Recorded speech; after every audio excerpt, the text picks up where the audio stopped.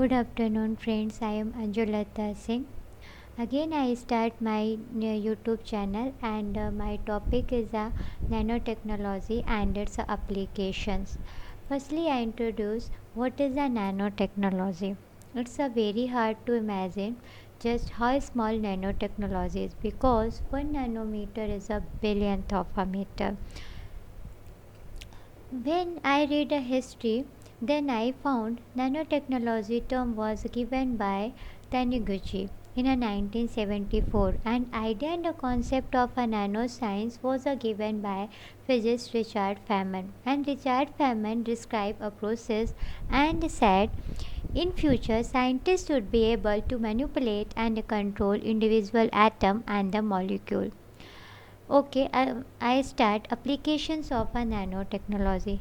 Nanotechnology applications are a huge amount of application because in a present time in many areas nanotechnology use and such as energy, medicines, biotechnology, devices field, engineering field, defense and security, agriculture, bioengineering, fabric and cosmetic, and many other areas.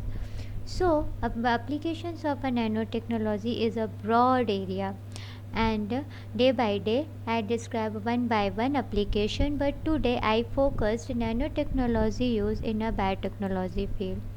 Why nanotechnology is a very useful for a biotechnology field? Because nanotech particles have a novel property and have a ability to interact with complex biological function in a new way. It's a very rapidly growing field, allow cross-disciplinary researchers the opportunity to design and develop multifunctional nanoparticles that can target, diagnose, and treat a disease such as a cancer.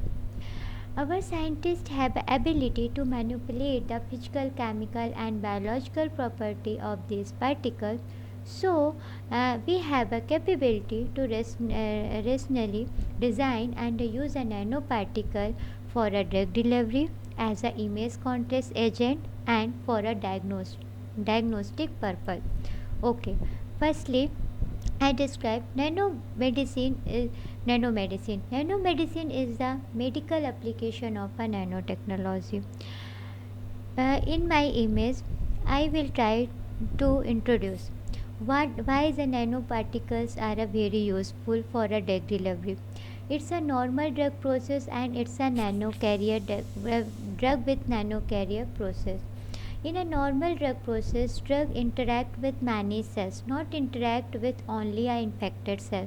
So after a taking of a drug, we get a very less amount of output, very less efficacy, and when we use a drug with a nanocarrier, then drug interact only with a infected cell, not interact with other cell. Then we get a very high output and increase the efficacy and very less side effect also. So, as a nanocarrier, we use a many types of a nanostructure for a drug delivery, such as a liposomes, polymer, dendrimer, misses, and magnetic nanoparticles. Nanoparticles improve our delivery of a poorly water-soluble drug. One example also a drug delivery as for drug delivery through the nanoparticles. North Carolina State University researchers developed a method to deliver a cardiac stem cells to damage the heart tissues through a nanovesicles structures. And in as a chemotherapeutic agent, nanoparticles are also used for a drug delivery, and we use a nanopores. Nanopores are a very tiny hole that allow a DNA to pass through one strand at a time.